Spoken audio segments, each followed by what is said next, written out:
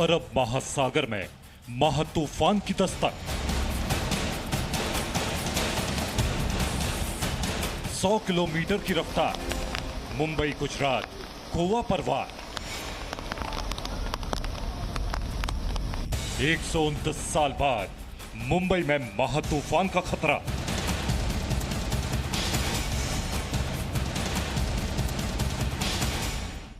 तैयारी जबरदस्त, निसर्ग होगा निरस्त।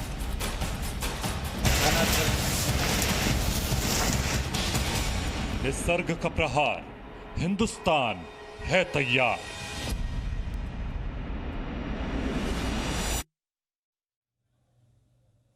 और निसर्ग तूफान को लेकर इस वक्त की सबसे अहम खबर मुंबई से आ रही है। मुंबई पर चक्रवात तूफान का खतरा कम हुआ है। तूफान मुंबई से 50 किलोमीटर दूर दक्षिण की तरफ चला गया है। आज तूफान के मुंबई के तटीय इलाकों से टकराने की आशंका थी, तो थोड़ी राहत मुंबई के लोगों के लिए। चक्रवाती तूफान निसर्ग का खतरा मुंबई में कम हो गया है। तूफान दरअसल मुंबई से 50 किलोमीटर दूर दक्षिण की तरफ चला गया है। आज तूफान के मुंबई के तटीय इलाकों से टकराने की आशंका थी, लेकिन इसका रुख 50 किलोमीटर बदल जाने से मुंबई से इसका खतरा इस वक्त कुछ कम हो गया है।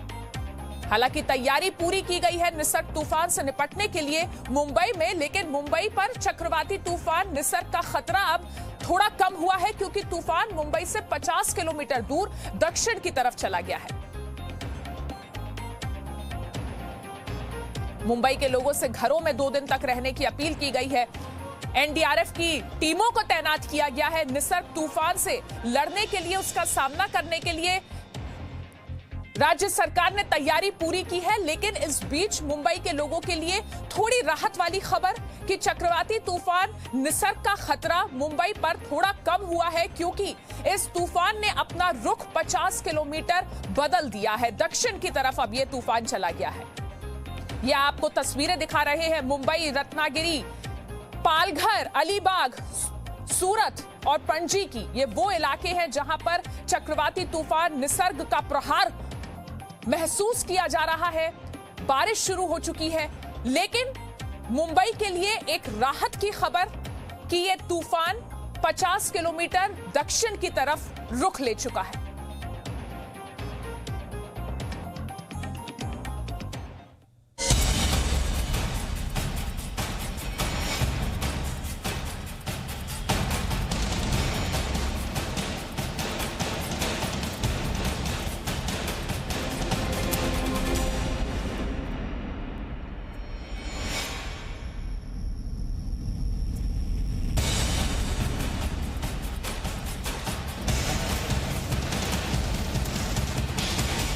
समंदर की उफनती लहरों पर निसर्ग तूफान की हलचल ने आम शहरियों की चिंता बढ़ा दी है।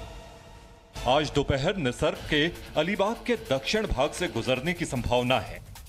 उस वक्त हवा की रफ्तार 100 से 110 घंटे प्रति किलोमीटर की हो सकती है। समंदर किनारे एनडीआरएफ की टीम मुस्तैद है। लहरों की हर गतिविधियों पर बारीकी से नजर रखी जा रही है। लोगों को तूफान से बचाना और खुद को सुरक्षित रखना एनडीआरएफ और एजेंसियों के लिए सबसे बड़ी चुनौती है।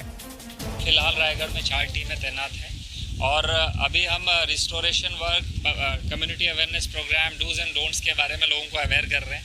सभी वनरेबल एरियाज को देख रहे हैं कहाँ पर सिचुएशन बिगड़ सकती है, और स्टेट एडमिनिस्ट्रेशन के साथ काम करने के लिए पूरी तरह से यहाँ पर तैनात है। समंदर में किसी को जाने की इजाजत नहीं है। जो मछुआरे गए थे उन्हें कल ही वापस लौटा दिया गया। समंदर की हलचल को बखूबी जानने और समझने वाले नेवी की टीम भी मुस्तैद है, ताकि हालात बिगड़ने पर किसी की जान मुसीबत में न फंस जाए। लोगों को कल से ही चेतावनी दी जा रही है। मच्छी बोट आपको भारतीय तटरक्षक की ओर से सूचित किया जाता है कि तूफान की आशंका है, इसलिए सभी जल्द से जल्द आपकी बोट हार्बर की ओर ले जाए। वहीं समंदर में तूफान को देखते हुए एनडीआरएफ की 20 टीमें महाराष्ट्र में तैनात की गई हैं। टीमें मुंबई, पालघर और रायगढ़ जिले में तैनात हैं। हर टीम में एनडीआरएफ के जवान मौजूद हैं। ये जवान समंदर किनारे रहने वाले लोगों को लगातार सतर्क कर रहे हैं। हमारा टीम दोनों बीच में आज मॉर्निंग 4:30 आवर्स से तैनात है। हम देखा था मॉर्निंग 4:30 से पहले उसका टाइड्स का हाइट और सी का लेवल बहुत कम है। अभी मॉर्निंग 7 बजे आवर्स में अभी राइज हुआ है। हम इधर सामने एवोकेशन सेंटर है, KL पांडा का साइक्लोन सेंटर दिया गया है। उसमें तकरीबन कल सिविल प्रशासन और हमारा NDRF टीम से पूरा कोस्टल एरिया विलेजेस को ब्रीफ किया गया है, आप लोग एवोकेशन सेंटर में आ जाइए। तकरीबन 60% ऑफ द पीपल अपना रिश्तेदार का घर में गया था। रिमेनिंग पीपल झोपड़ी पट्टी वाला पूरा आके एवोकेशन सेंटर में रहा है। अभी उसको पूर्व व्यवस्था सिविल प्रशासन द्वारा दिया गया है। महाराष्ट्र के पालघर, ठाणे, रायगढ़, रत्नागिरी और सिंधुदुर्ग जैसे जिलों में तूफान का असर दिख सकता है।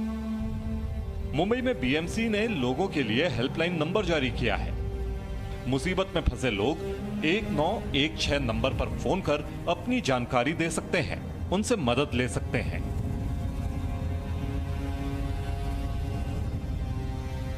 ये एक्सरसाइज हमने कल दोपहर से शुरू की है। लगभग यहाँ पे 390 लोग अब तक आ चुके हैं।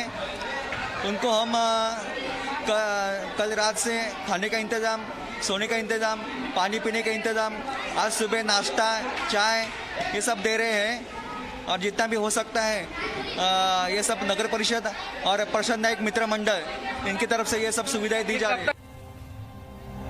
इसके अलावा अलीबाग और आसपास के तटीय इलाकों पर रहने वाले 390 लोगों को तूफान से बचने के लिए अलीबाग के इस स्कूल को शेल्टर होम में तब्दील कर दिया गया है। लोगों के रहने के अलावा उनके खाने पीने की व्यवस्था भी की गई है। तूफान का असर कम होने के बाद उन्हें दोबारा उनके घरों में शिफ्ट किया जाएगा। महाराष्ट्र के अलावा गुजरात में भी निसर्ग तूफान से निपटने के लिए हर स्तर की तैयारी की गई है। वलसाड जिले में समंदर के आसपास रहने वाले 32,000 लोगों को शिफ्ट किया गया है। ब्यूरो रिपोर्ट, जी मीडिया। और मुंबई की ताजा स्थिति के बारे में जानकारी देने के लिए जी मीडिया संवाददाता राकेश त्रिवेदी और एहसान अब्बास हमारे साथ जुड़ गए हैं। पहले राकेश, आपका रुख करेंगे मुंबई के लिए थोड़ी राहत की खबर कि निसर्ग तूफान 50 किलोमीटर अपनी राह को बदल चुका है, दक्षिण की ओर जा रहा है। अदिति, देखिए मैं आपको तस्वीर बताना चाहूंगा अलीबाग की। मैं इस वक्त फ्रंट लाइन पर मौजूद हूं और भले ही मुंबई के लिए खतरा टल गया, लेकिन अलीबाग के पास ये अभी भी चक्रवाती तूफान जो है यहां से टकराने वाला है और अभी कुछ ही मिनट बाकी है टकराने के लिए ऑफिशियली। और इसका जो असर है, बहुत बड़ा असर, वो यहाँ पर मैं महसूस कर सकता हूँ। अदिति, यहाँ पर खड़ा रहना जो है इतना मुश्किल है क्योंकि इतनी तेज हवा चल रही है। मेरे पीछे अगर आप मेरे कैमरामैन आपको दिखाने की कोशिश करें तो आप अगर देखेंगे कि किस तरीके से बड़े बड़े जो नारियल के जो पेड़ हैं वो भी जो है टिक नहीं पा गए इस हवा के सामने। और जो आवाज इन हवा से आ गई है वो वाकई में ये बता गई है कि आखिर ये जो चक्रवाती तूफान है ये कितना पावरफुल है। जिस छत पर मैं खड़ा हूँ यहाँ पर अगर मैं आपको दिखाना चाहूँ तो देखिए अदिति, जो इस छत से सटे हुए जो नारियल के पेड़ हैं वो अपने आप यहाँ पे टकरा के जो फल हैं वो टूट करके यहाँ पर गिर गए हैं। जो यहाँ के लोकल रेसिडेंट्स हैं उनसे भी मैं पूछता हूँ किस तरीके से आप लोग देख रहे हैं, क्योंकि बिल्कुल फ्रंट लाइन पे आप लोग खड़े हैं। हमने सब इंडोर जो ट्रीज था सब हम लोग ने हटा दिया है, सब रूम में से टीवी निकाल दिया है और प्रिकॉशन के लिए सब उतना कर सके किया है हम लोग ने। बिल्कुल, तो ऐसे आप देख सकते हैं आदित्य कि जो लोग हैं वो प्रिकॉशन ले गए हैं। यहाँ पर प्रशासन ने जो है सभी को, पूरे इलाके को खाली कर दिया था, लेकिन जो मजबूत इस तरीके की जो बिल्डिंग है उन लोगों को खाली अपने घरों में रहने के लिए कहा है। लेकिन जब मैं आपसे बात कर रहा हूँ तब इस वक्त भी इतनी तेज हवा चल रही है और अभी फिलहाल अभी ये चक्रवाती तूफान टकराया नहीं है। मौसम विभाग के मुताबिक जब अब से बाद टकराएगा तब हवा की जो स्पीड है वो इससे भी ज्यादा होगी, तकरीबन 100 से 110 किलोमीटर प्रति घंटे की रफ्तार से हवाएं चलेंगी। अब बरसात भी यहाँ हो गई है और साथ ही साथ यहाँ तो अब तेज हवा भी चल गई है। निश्चित तौर पे ये जो तूफान है ये मुंबई में 138 साल बाद जिस तरीके का ये साइक्लोन देखा जा रहा है वो अपना असर यहाँ पर दिखाई देगा।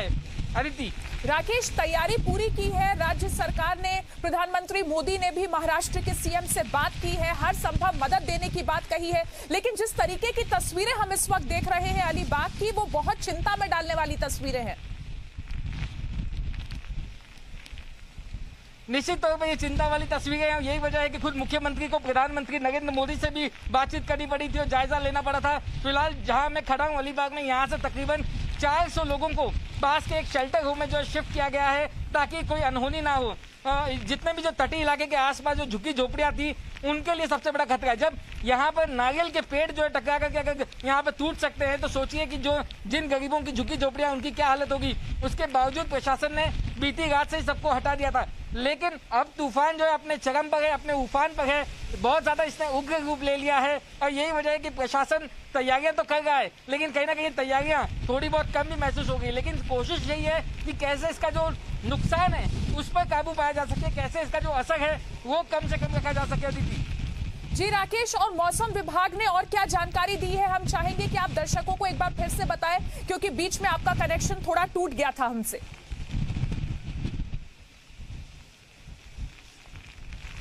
जी अदिति, क्या आप सुन पा रही मुझे? जी जी बिल्कुल, बताएं राकेश।